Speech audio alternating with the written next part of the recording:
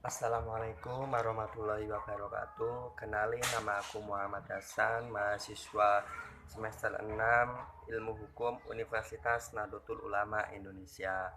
Pada kesempatan kali ini saya akan membawakan materi terkait hukum hukum kepemiluan terkait bab partai politik. Nah, ngomong-ngomong soal pemilu, itu sesuai dengan amanat Undang-Undang Dasar 1945 bahwa pemilu itu merupakan untuk mengisi sebuah jabatan tertentu, terutama presiden dan wakil presiden, DPR, DPRD, dan juga DPD, dan juga bupati. Nah, di situ terdapat beberapa koalisi partai politik untuk merebut di parlemen.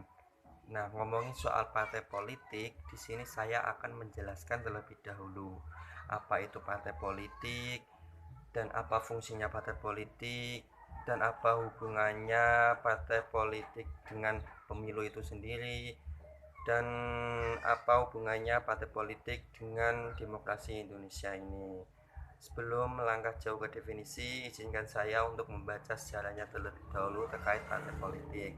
Partai politik itu pertama kali berada di negara Eropa Barat. Hal ini muncul karena adanya gagasan bahwa rakyat itu merupakan elemen yang sangat penting dan sangat diperhitungkan untuk keikutsertaannya dalam sebuah gagasan. Maka dari itu, untuk menjembatani sebuah gagasan rakyat, lahirlah sebuah partai politik. Jadi di sini partai politik itu merupakan penghubung antara rakyat ke pemerintahan. Nah, itu sejarah awal. Ini ada juga sejarah menurut teori Ramlan Subakti bahwa mengenai asal-usul partai politik itu yang pertama adanya teori kelembagaan. Di sini teori adanya hubungan antara parlemen dan juga partai politik. Yang kedua itu teori situasi historik yang melihat timbulnya partai politik sebagai upaya sistem politik untuk mengatasi krisis yang ditimbulkan perubahan masyarakat secara meluas. Yang ketiga itu teori pembangunan yang melihat partai politik sebagai produk modernisasi ekonomi sosial. Nah, itu adalah beberapa sejarah partai politik berdiri. Sekarang saya akan mendefinisikan apa itu partai politik sendiri. Partai politik itu merupakan organisasi yang berasal dari aktivitas rakyat politik yang berusaha untuk menguasai kekuasaan pemerintah serta mendapat dukungan rakyat melalui golongan-golongan dan juga pandangan yang berbeda-beda. Jadi di sini partai politik itu merupakan wadah atau cita-cita yang untuk menampung aspirasi dari beberapa rakyat yang memang dirinya itu memiliki ideologi yang berbeda-beda.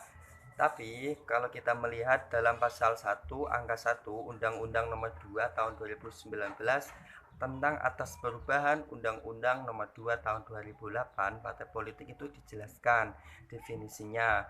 Partai politik itu adalah organisasi yang bersifat nasional dan dibentuk oleh kelompok secara sukarela atas dasar kesamaan kehendak dan cita-cita untuk memperjuangkan dan membela kepentingan rakyat bersama, masyarakat, bangsa dan negara serta menjaga keutuhan negara Republik Indonesia berdasarkan Pancasila dan Undang-Undang Dasar 1945. Dalam pembentukannya partai politik itu sendiri ada beberapa syarat yang harus dipenuhi. Salah satunya sedikitnya itu 30 anggota warga negara Indonesia yang telah berumur 21 tahun dan sudah menikah. Itu dari setiap provinsi. Namun kalau untuk didaftarkan di partai politik itu sendiri harus paling sedikit ada 50 orang dan pendirinya itu harus mendaftarnya di akta notaris. Di Indonesia sendiri bisa partai politik itu syarat untuk memenuhinya adalah 30% harus diisi oleh perempuan di kepengurusannya. Dari penjelasan para ahli hukum di sana memiliki gagasan bahwa rakyat merupakan faktor yang harus diikut sertakan dalam proses partai politik. agar rakyat bisa turut berpartisipasi dalam memperjuangkan dan menyalurkan aspirasinya, kepentingannya. Itu terkait pentingnya partai politik didirikan, dilihat dari sejarah dan juga dari undang-undang yang sudah berlaku. Sekarang saya akan ngomongin terkait fungsi partai politik itu sendiri.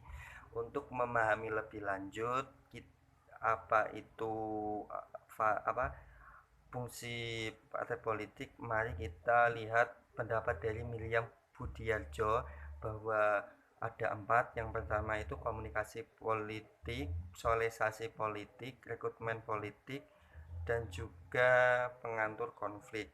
Nah, dari uraian 4 di atas, saya akan ngomongin soal komunikasi politik. Nah, komunikasi politik itu merupakan fungsi untuk menyalurkan berbagai macam pendapat aspirasi rakyat di tengah keberagaman masyarakat yang modern yang terus berkembang. Jadi, aspirasi ini dari rakyat ditampung partai politik agar disusun sedemikian rupa agar bisa dimasukkan di dalam kebijakan-kebijakan dibuat untuk pemerintahan ke depannya. Nah, jadi apa itu fungsi dari partai komunikasi ini juga untuk membincangkan dan menyebarluaskan rencana-rencana dan kebijakan pemerintah itu sendiri. Dengan demikian, ada 2 arah yang terlaksana, yaitu baik informasi dari pemerintah ke itu partai politik ke bawah, ataupun aspirasi rakyat dari bawah ke atas, agar di sini partai politik menyampaikan aspirasinya yang berkembang agar diikut sertakan sebelum disahkannya sebuah kebijakan. Itu maka dari itu penting sekali untuk fungsi dari komunikasi itu sendiri. Sekarang sosialisasi politik. Sosialisasi politik itu proses di mana seorang memperoleh sikap dan orientasi terhadap fenomena politik yang umum berlaku dalam masyarakat di mana dia berada. Proses ini sangat penting dibentuk budaya politik kultural. Nah, bahkan menurut Ar-Rahman HI juga bahwa fungsi sosialisasi politik ini sendiri biar ada pandangan untuk citra bahwa partai politik ini benar-benar memperjuangkan kepentingan umum. Itu salah satu sosialisasi politik. Fungsi daripada partai politik itu untuk anggota-anggotanya menjadi manusia sadar tanggung jawab bahwa mereka itu memiliki warga di bawahnya agar terkait kepentingannya itu bisa tidak secara pribadi, akan tetapi bisa menjadi kepentingan bersama. Yang kedua itu rekrutmen politik. Rekrutmen politik itu fungsi mempersiapkan kader, baik itu untuk internal maupun secara nasional. Jadi fungsi kader-kader ini untuk menjamin kontinuitas dan juga kelestarian partai, sekaligus merupakan salah satu cara menjaring calon-calon pemimpin ke depannya. Sekarang kita akan ngomongin pengatur konflik. Pengatur konflik itu adalah fungsi untuk membantu mengatasi konflik yang berada di masyarakat, bisa dimaknai dengan perbedaan-perbedaan di tingkat massa bahwa dapat diatasi dengan kerjasama dengan elit-elit politik tertentu. Dalam konteks kepartian dimaksud adalah para elit tertentu. Jadi di sini itu suatu kesimpang siuran yang berada di masyarakat di bawah agar partai politik itu bisa menyelesaikan masalah yang ada di bawahnya. Maka dari itu musyawarahkan bersama dengan para elit tertentu. Nah, kita ngomongin selanjutnya yaitu tipe-tipe partai politik, bahwa memang basis ideologi kelompok itu berjuang bersama-sama dengan berdasarkan ideologi. Maka dari itu saya akan mengasih tahu terkait tipe-tipe partai kelompok itu sendiri. Pertama, partai proto, yang kedua partai kader, yang ketiga partai massa, yang keempat partai diktatorial, dan kelima partai cajal. Nah, itu semua adalah beberapa partai yang ada di Indonesia. ngomongin yang pertama itu Partai Proto. Partai Proto ini merupakan tipe awal ya, dia tidak begitu menonjol karena perbedaannya itu sangat mudah, yaitu dilihat dari anggota dan non-anggota. Namun partai ini pun juga belum modern sesuai dengan undang-undang karena partai ini masih basisnya pengelompokan masyarakat saja. Yang kedua adalah partai kader. Partai kader itu jenis partai ini merupakan dari perkembangan dari partai proto tadi, yaitu menciptakannya sistem hak pilih secara luas bagi rakyat. Yang ketiga itu partai massa. Partai massa ini sangat jelas ya, terjadi perluasan hak pilih rakyat sehingga dianggap sebagai salah satu respon politik operasionalnya di dalam mendukung perluasan hak-hak tersebut. Yang keempat itu partai diktatorial, sebenarnya merupakan sub baku radikal dan tertinggi atas kontrol-kontrol yang ketat. Yang kelima adalah partai tasal, yaitu partai gabungan dari partai kader dan juga partai massa. Itulah beberapa tipe-tipe partai. Sekarang saya akan menjelaskan terkait sistem kepartean.